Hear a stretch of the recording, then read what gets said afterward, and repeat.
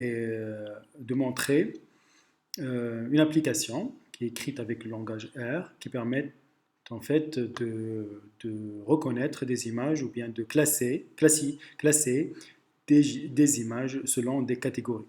Donc on s'intéresse aujourd'hui aux cellules cancéreuses ou dépistage des cellules cancéreuses de l'utérus chez la femme. Donc, l'objectif de cette application est d'apprendre à lire ces images en se basant sur une base de données d'images données par les spécialistes, donc anatomopathologistes ou les médecins. Et lui, à partir de cette base de données, va reconnaître ou dépister d'autres cellules, d'autres échantillons. Donc la première chose qu'il faut avoir, en fait, c'est avoir une base de données d'images sous forme de dossier comme ça. Donc chaque dossier contient un seul type d'image ou un seul type en fait, de cellules. Là, nous avons 7 dossiers contenant 7 types de cellules. Il y en a déjà 3 cellules normales et 4 cellules anormales ou avec des anomalies particulières. Donc il y a des dysplastiques modérés, sévères, light.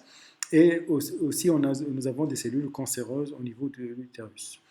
Donc, si on regarde un petit peu ce qu'il y a à l'intérieur de chaque dossier, eh bien, on va avoir il y a des coupes, en fait, des cellules coupées, des images coupées et focalisées seulement sur une seule cellule. Donc, nous avons beaucoup de cellules, beaucoup de coupes. Ce n'est pas la peine qu'ils ont les mêmes dimensions, parce que vous voyez ici, carré et la rectangulaire. Par la suite, le logiciel va essayer de rectifier cette différence-là. Voilà, donc là, nous avons la classe normale. Si on regarde, par exemple, les cellules cancéreuses, on va voir des cellules d'autres types. Voilà. Donc, à partir de cette base de données, donc nous avons entre 70 et 150 images par classe. Donc, tant qu'on a plus d'images, tant que le modèle sera beaucoup plus précis.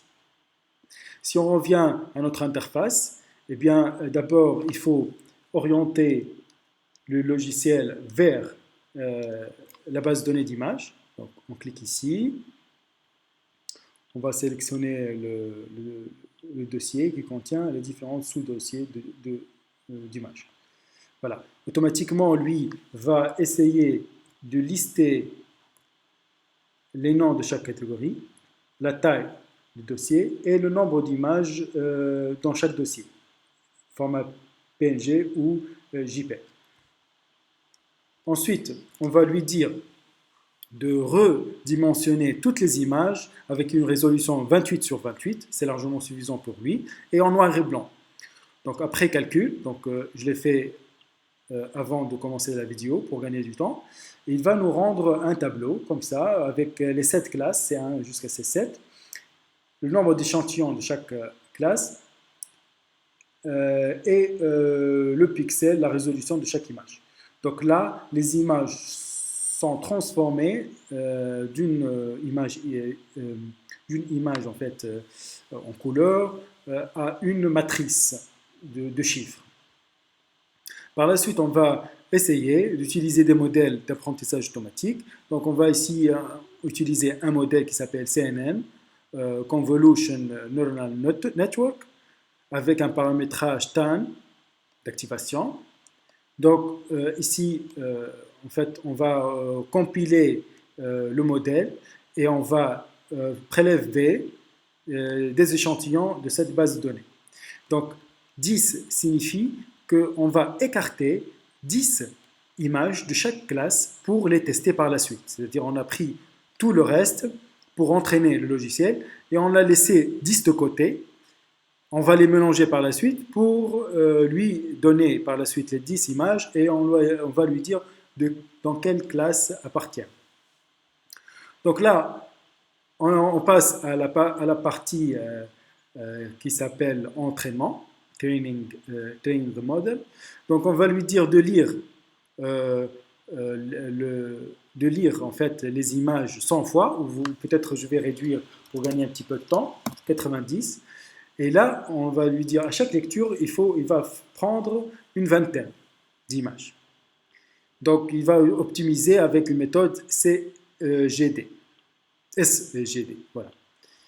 Donc là, on va lancer l'entraînement, training.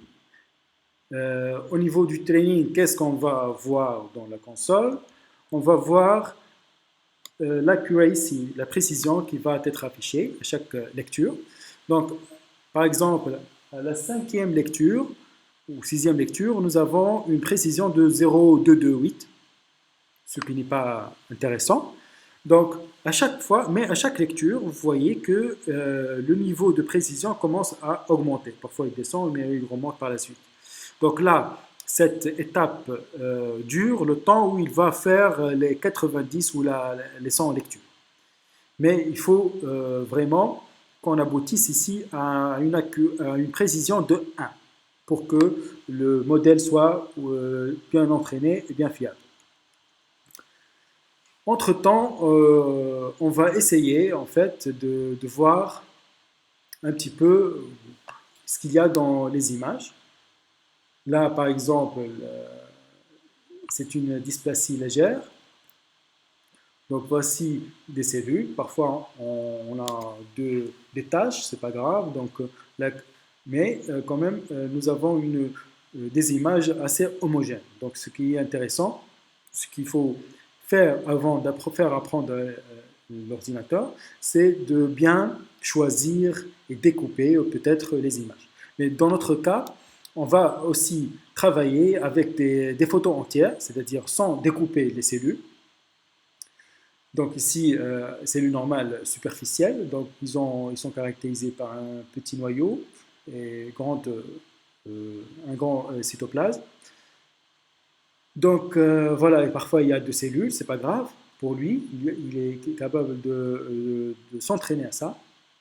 Donc on va essayer en fait de commencer à travailler avec des photos entières, c'est-à-dire plusieurs cellules par image, et on va essayer de voir si c'est ce que ça donne. Sinon, on va être obligé de passer par une étape de découpe comme celle-ci, soit manuelle, soit automatisée.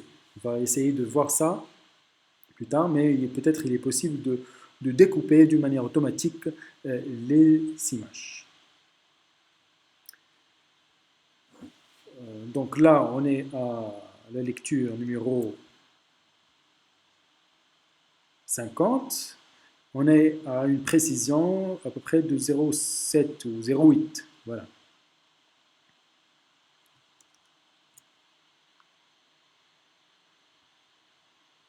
Donc ici, je répète que les 10 échantillons ici ne sont pas vus ou lus par le logiciel. Donc il a seulement pris le reste et nous avons écarté 10 échantillons ou 10 images pour chaque classe. Donc par la suite, après avoir fini l'entraînement, on va lui dire de lire ces 10 échantillons mélangés, c'est-à-dire nous avons finalement 70 images écartées. On va les mélanger ensemble, ils ne sont pas donnés dans le même ordre ou dans le même dossier, dans des dossiers différents. Et on va lui dire d'essayer de classer les 70 images par catégorie qu'il a pu entraîner, qu'il a pu lire et relire. Donc là, nous sommes à 77, nous sommes à 0,99, là, presque 1.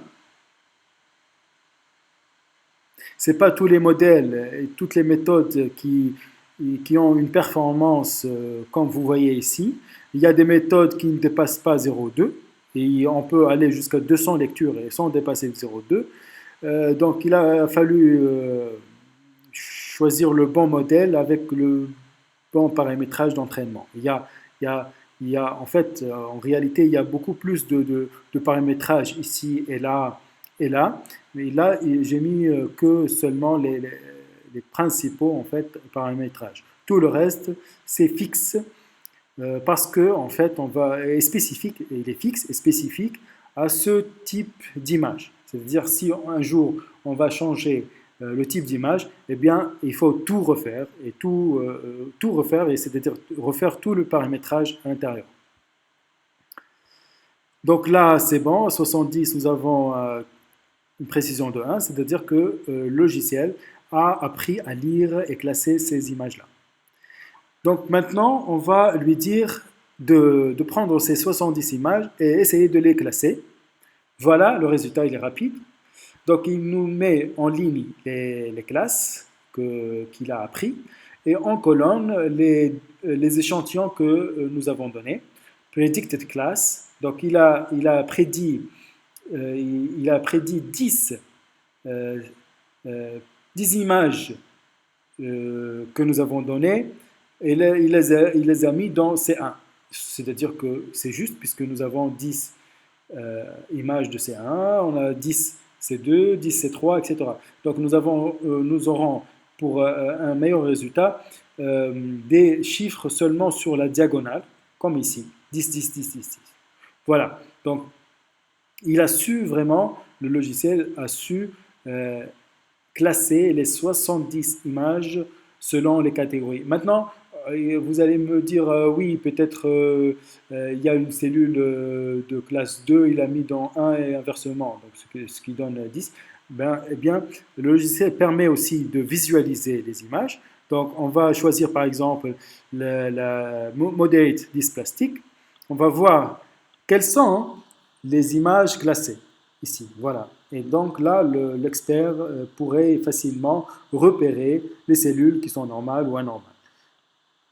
Si on regarde par exemple une autre famille, les cellules normales superficielles qui sont atypiques par rapport aux autres, voilà, toutes les cellules superficielles ont un petit noyau et un cytoplasme acellaire. Donc là, le logiciel a fait, ici sans faute, toutes les cellules sont bel et bien normales et superficielles. Voilà, merci pour votre attention.